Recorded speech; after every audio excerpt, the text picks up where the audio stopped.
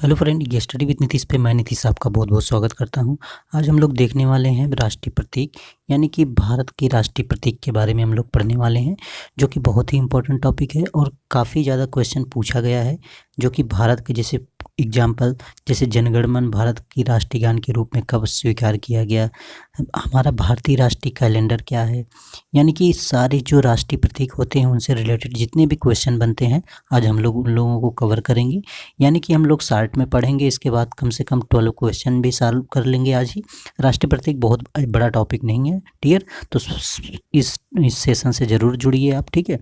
तो जुड़िए और राष्ट्रीय प्रतीक यानी कि नेशनल सिंबल्स के बारे में अच्छे से हम लोग देखने वाले हैं। तो प्लीज़ सेशन से जुड़िए।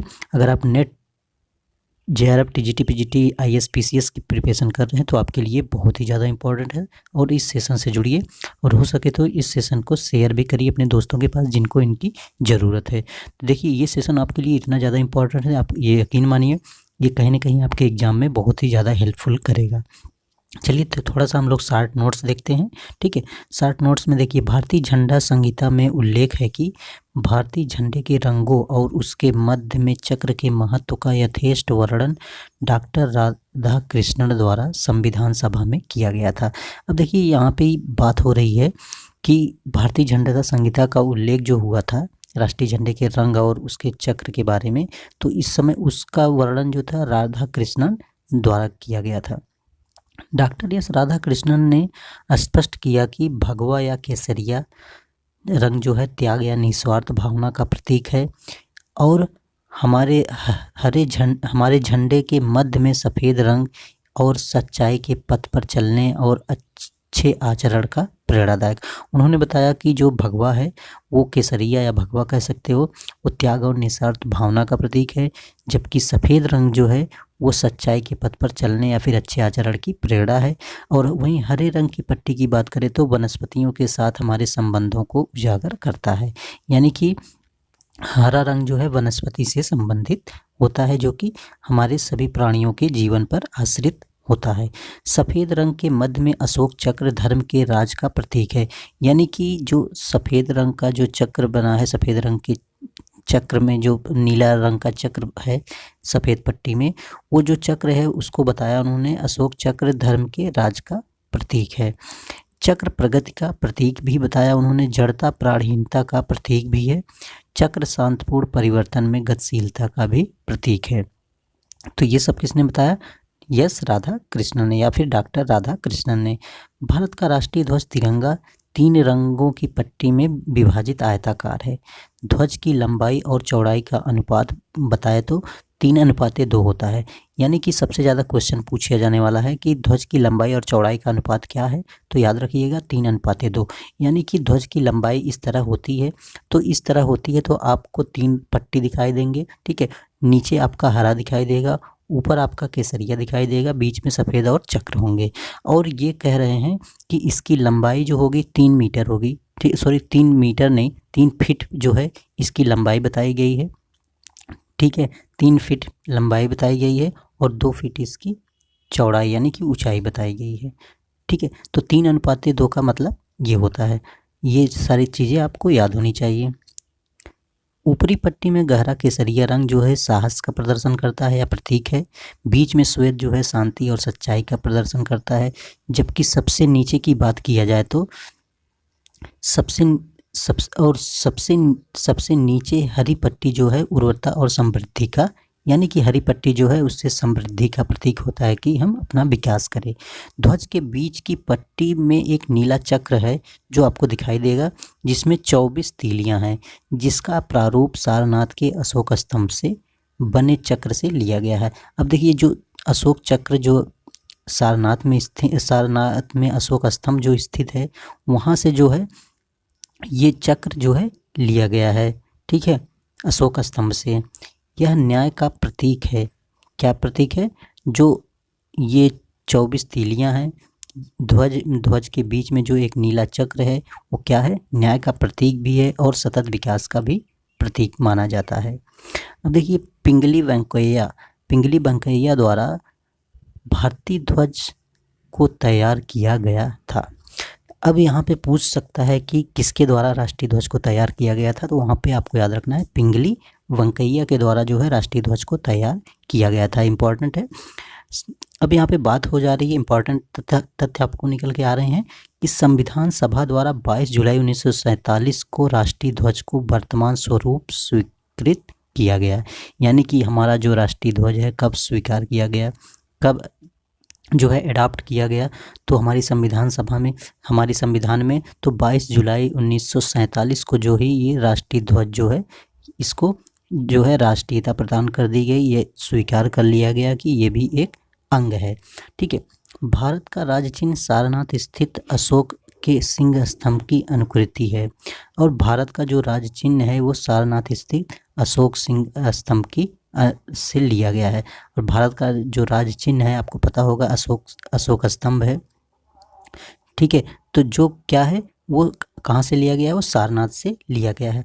भारत सरकार द्वारा इसे 26 जनवरी 1950 को अपनाया गया। यानी हमारा जो राष्ट्रीय चिन्ह है, राजकीय चिन्ह है, भारत का राज्य चिन्ह कह सकते हैं, वो जो है 26 जनवरी 1950 को अपनाया गया। कहाँ से लिया गया है, ये सारनाथ के अशोक स्तंभ से, अशोक सिंह से लिया गया है। ठीक है। और ये बात याद रखिएगा, राष्ट्रीय ध्वज 22 जुलाई 1947 को अपनाया गया और इसके साथ साथ भारत का राष्ट्रीय चिन्ह जो है 26 जनवरी 1950 को अपनाया गया। ये दो इम्पॉर्टेंट बातें आपको याद रखनी है। फिर देखते हैं, इस पर नीचे देवनागरी लिपि में सत्यमेव जयते लिखा गया है। अब भारत का राजकीय चिन्ह देखेंगे तो उसके नीचे लिखा होगा सत्यमेव जयते, जो कि मुंडको उपनिषद से लिया गया है। और कहाँ से लिया गया है, मुंडको उपनिषद से लिया गया है। भारत का राष्ट्रगान जन गण मन 24 जनवरी 1950 को अपनाया गया। अब देखिए यहाँ पे कह रहा है भारत का राष्ट्रगान जो है जन गण मन जिसको बोलते हैं, वो 24 जनवरी 1950 को संविधान सभा द्वारा आधिकारिक रूप से अंगीकृत किया गया था। ये 24 जनवरी 1950 को अपनाया गया था, जबकि 26 जनवरी 1950 को भारत का राज्य चिन्ह अपनाया गया। और इसके साथ 22 जुलाई 1947 को हम जो है राष्ट्रीय झंडे को अपनाए थे। ठीक है अपने। और 26 जनवरी 1950 को भारत का राज्य चिन्ह अपनाया गया।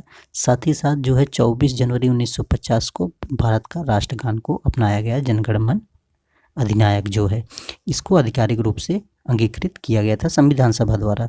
और इसको गाने की अवधि की बात की जाए तो 52 सेकंड में गाया जाता है।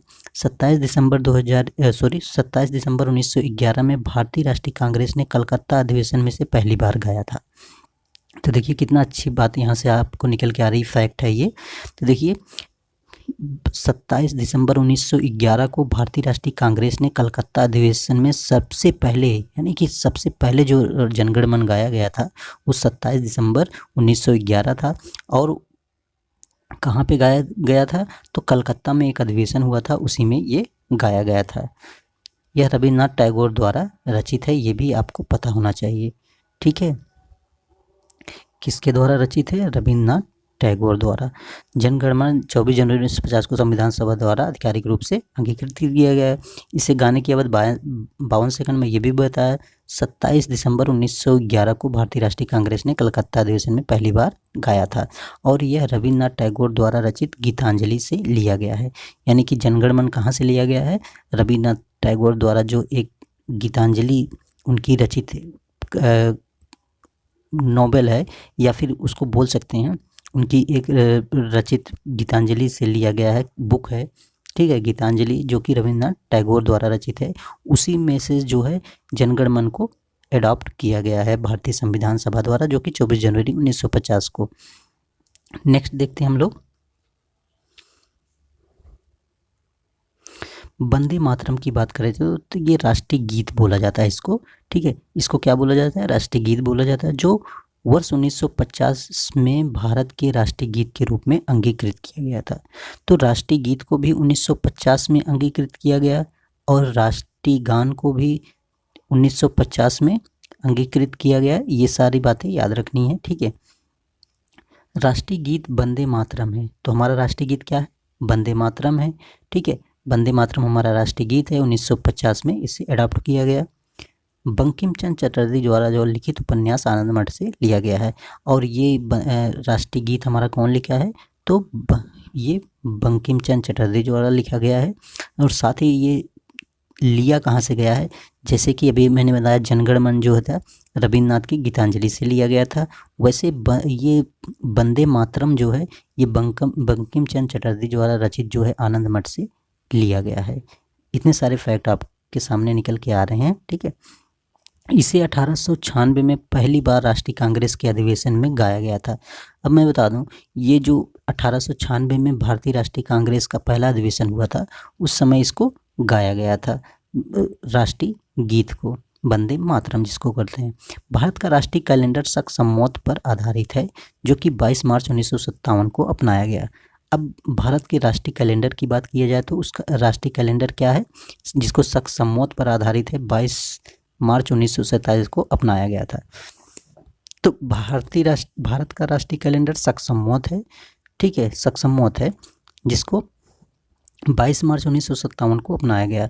तो भारतीय राष्ट्रीय कैलेंडर में जो पहला महीना आता है वो चैत्र माह की शुरुआत से इसकी पहली शुरुआत होती है, यानी कि चैत्र माह से इसकी शुरुआत होती है भारतीय कैलेंडर की, और इसका अंतिम माह जो होता है फाल्गुन होता है। ये काफ़ी बार पूछा हुआ क्वेश्चन है। इसे ग्रोगोरियन कैलेंडर के नाम के साथ आगे देखते हैं हम लोग।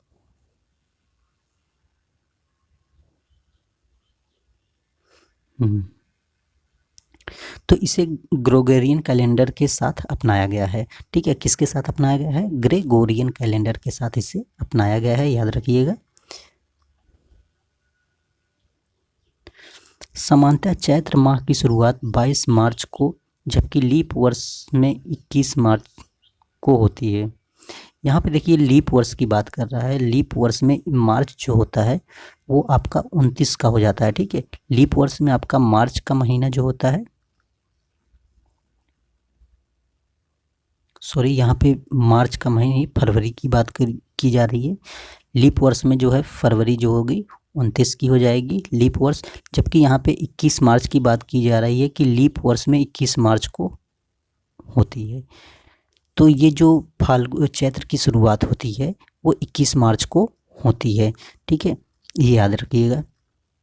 चैत्र की शुरुआत 22 मार्च को, जबकि लीप वर्ष में 21 मार्च को होती है। गंगा की डाल्फिन जिसका वैज्ञानिक नाम है प्लेटानिस्ता गैंगटिका। तो प्लेटानिस्ता गैंगटिका जो है ये गंगा डाल्फिन की वैज्ञानिक नाम है, इसको भी याद रखिएगा। भारत का राष्ट्रीय जलीय जीव जो है वो गंगा डाल्फिन है, ये भी याद रखिएगा। भारत के राष्ट्रीय जलीय जीव के रूप में इसे स्वीकार किया गया है, ठीक है। तो भारतीय जलीय जीव के रूप में इसे स्वीकार किया गया है।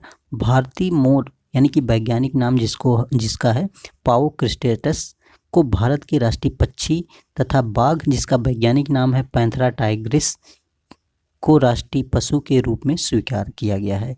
इतनी सारी बातें आपको याद रखना है। क्या याद रखना है, तो देखिए गंगा की डाल्फिन जो है जिसका नाम वैज्ञानिक नाम है प्लेटानिस्ता गैंगटिका है और भारत के राष्ट्रीय जलीय जीव के रूप में स्वीकार किया गया है। साथ ही भारतीय जो मोर है वैज्ञानिक नाम इसका है पाओ क्रिस्टेटस भारतीय राष्ट्रीय पक्षी के रूप में, तथा भारतीय पशु के रूप में बाघ को वैज्ञानिक नाम है पैंथेरा टाइग्रिस को राष्ट्रीय पशु के रूप में स्वीकार किया गया है।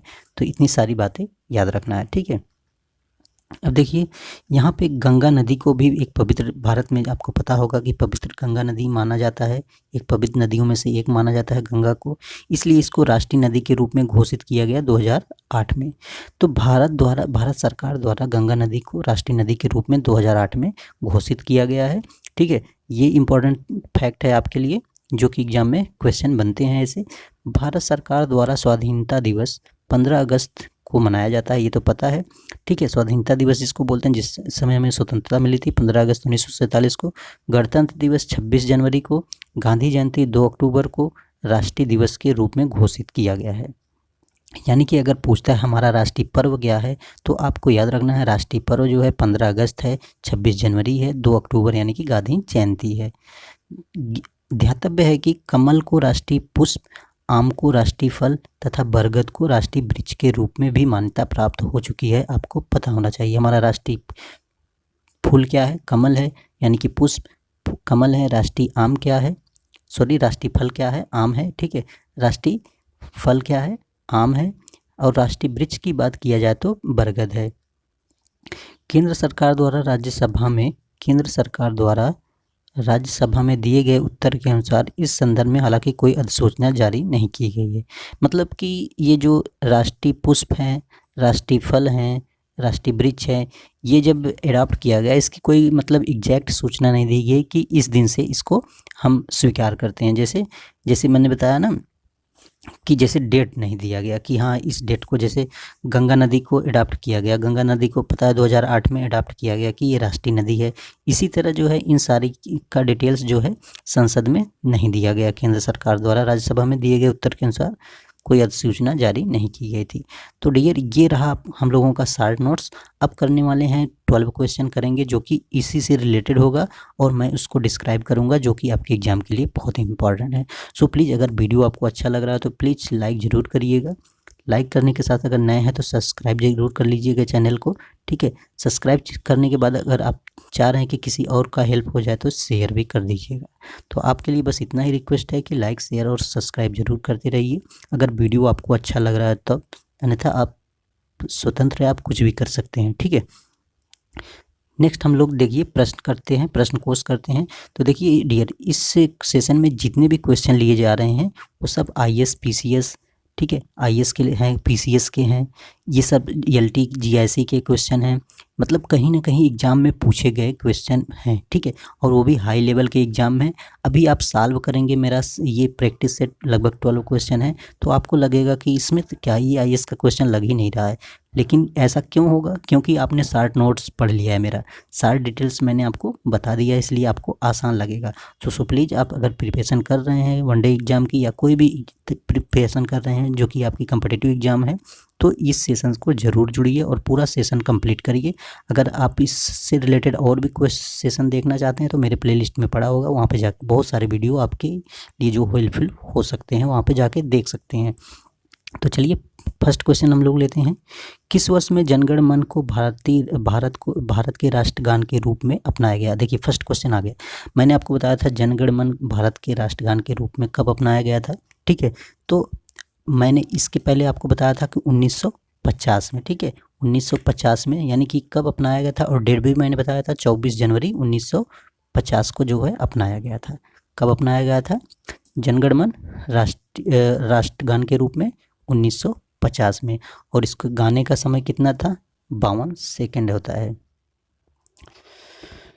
नेक्स्ट क्वेश्चन देखते हैं, क्वेश्चन नंबर 2 देखते हैं हम लोग। संपूर्ण राष्ट्रगान का वादन गायन काल कितना था? ये सेम क्वेश्चन आ गया है, इसमें कोई दम है कुछ भी नहीं है। अगर मेरा शार्ट नोट्स पढ़ रहे हैं आप तो कोई भी प्रॉब्लम नहीं हो सकती है। तो 52 सेकंड में संपूर्ण राष्ट्रगान को गाया जाता है, ठीक है। यानी कि संपूर्ण जैसे जनगण मन से स्टार्ट करिए जय है तक जाइए, ठीक है। ये झारखंड PCS 2011 में पूछा हुआ क्वेश्चन है, बताइए है कि नहीं, ठीक। क्वेश्चन नंबर 3 देखते हैं हम लोग।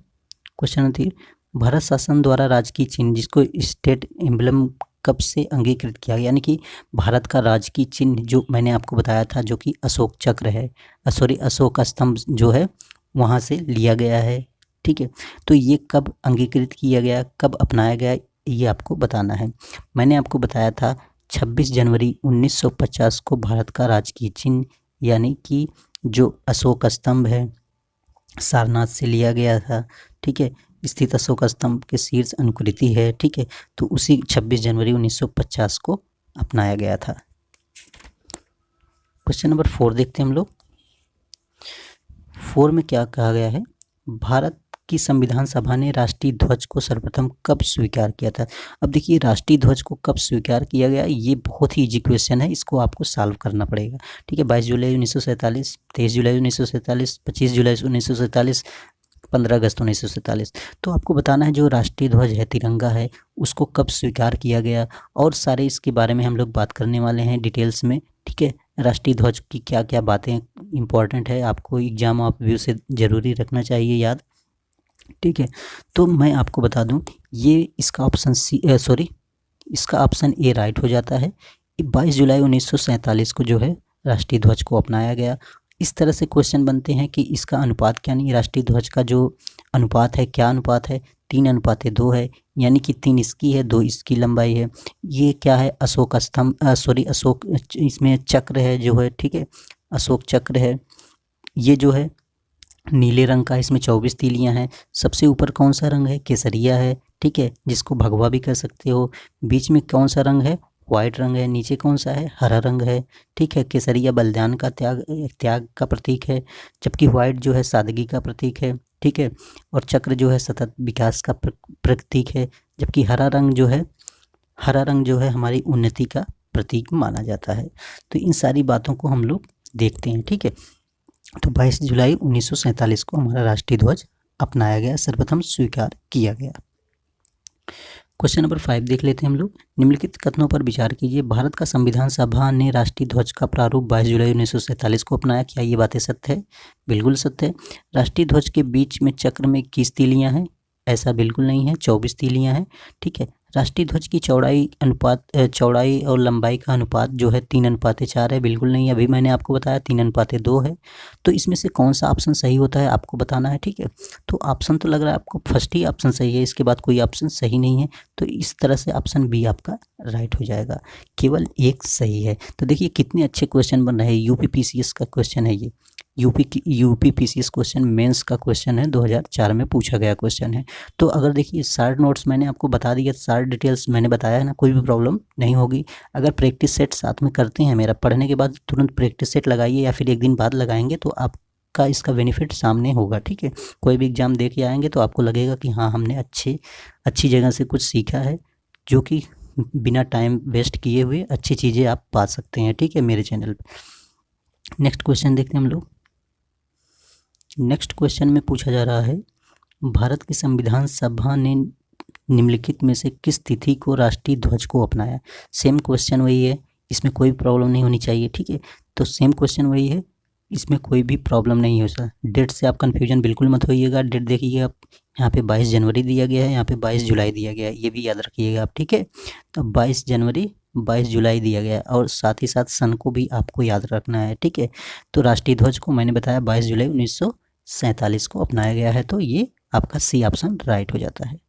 क्वेश्चन नंबर 7 देखते हैं। भारत का राष्ट्रीय पशु क्या है? ये तो बहुत ईजी क्वेश्चन है, ये तो बच्चों वाला। देखिए यूडीआई एलडीए में प्री 2007 में पूछा गया है, यूके मतलब उत्तराखंड में पूछा गया है, तो इसका आपका सी ऑप्शन राइट हो जाता है। क्वेश्चन नंबर 8 देखते हैं हम लोग।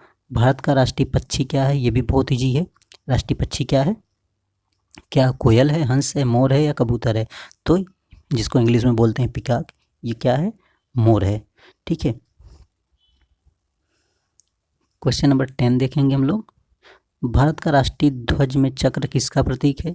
स्वतंत्रता का, समानता का, न्याय का, भाईचारे का? मैंने बताया था जो राष्ट्रीय चक्र है वो किसका प्रतीक है? वो आपके किसका प्रतीक है? इसको हम बोलते हैं न्याय, ठीक है। न्याय का प्रतीक है, सतत विकास का प्रतीक है, ठीक है। तो न्याय का प्रतीक किसको बोलते हैं? राष्ट्रीय ध्वज में जो चक्र है उसको न्याय का प्रतीक बोलते हैं। अभी मैंने आपको बताया था यहाँ पे राष्ट्रीय पक्षी के बारे में, मोर। तो अब यहाँ पे एक क्वेश्चन मेरे दिमाग में ये आ रहा है कि मोर को तो सब लोग जानते हैं, बट ऐसे क्वेश्चन बन जाते हैं जो आपको जानना जरूरी होता है। जैसे वैज्ञानिक नाम पूछ सकता है ना, वैज्ञानिक नाम पूछ सकता है कि मोर का वैज्ञानिक नाम क्या है, तब वहाँ पे आपको प्रॉब्लम हो सकती है। तो देखिए वैज्ञानिक नाम जो है उसको पाओक्रिस्टेटस बोलते हैं, अभी पीछे मैंने आपको बताया था, क्रिस्टेटस बोलते हैं, ठीक है। मोर को क्या बोलते हैं? मोर का वैज्ञानिक नाम क्या है? पाओक्रिस्टेटस। इसी तरह अगर पूछा गया, ठीक है, इसी तरह अगर कोई भी क्वेश्चन करते हैं सॉल्व, तो उससे पूरी जानकारी रखा करिए, ठीक है, जिससे कोई प्रॉब्लम ना हो। तो राष्ट्रीय मोर का वैज्ञानिक नाम क्या है? पाओक्रिस्टेटस जो है उसका वैज्ञानिक नाम है। इसी तरह एक और था, मैंने आपको बताया था, क्या बताया था कि बाघ, जो राष्ट्रीय बाघ है, यानी कि राष्ट्रीय जो हमारा पशु है बाघ है, उसका मैंने बताया था पैंथरा टाइग्रिस बताया था। और इस साथ ही साथ मैंने डॉल्फिन का भी वैज्ञानिक नाम बताया था, प्लेटानिस्ता गैंगटिका। तो 3 चीज़ों को आपको याद रखना है। 10 का हो गया है, 11 देख लेते हैं हम लोग। भारत में राष्ट्रीय ध्वज में आरों की संख्या क्या है। आरओ का मतलब तीलियाँ, यहाँ पे कन्फ्यूजन बिल्कुल नहीं होना है आपको, ठीक है। भारतीय राष्ट्रीय ध्वज में आरओ की कुल संख्या कितनी है? आरओ की कुल संख्या 24 बताई गई है। हाँ, आज का हमारा लास्ट क्वेश्चन है आपके सामने, ठीक है। तो इस सेशन का आज लास्ट क्वेश्चन है, इसको केयरफुली सॉल्व करिएगा। राष्ट्रीय पंचांग के संबंध में कौन से कथन सही हैं? फर्स्ट कह रहा है, भारतीय राष्ट्रीय पंचांग विक्रम संवत पर आधारित है क्या? राष्ट्रीय पंचांग को 26 जनवरी 1950 को अपनाया गया क्या? तो देखिए, मैंने अभी नोट्स में बताया था, भारतीय राष्ट्रीय पंचांग जो है शक संवत पर आधारित है। किस पे आधारित है? शक संवत पे मैंने बताया था, ना कि विक्रम संवत पर। ये बिल्कुल कन्फ्यूजन यहाँ पे नहीं होना है और इन छोटी छोटी बातों को ध्यान देना है, नहीं तो आपसे क्वेश्चन में प्रॉब्लम हो सकती है। तो इस दृष्टि से ये क्वेश्चन तो आपको रॉन्ग हो गया। ये फर्स्ट का जो स्टेटमेंट था इसका, ये रॉन्ग हो गया कि भारतीय राष्ट्रीय पंचांग विक्रम संवत पर आधारित है। बिल्कुल नहीं है, ये शक संवत पर आधारित है, ठीक है। किस पे आधारित है? शक संवत पर आधारित है।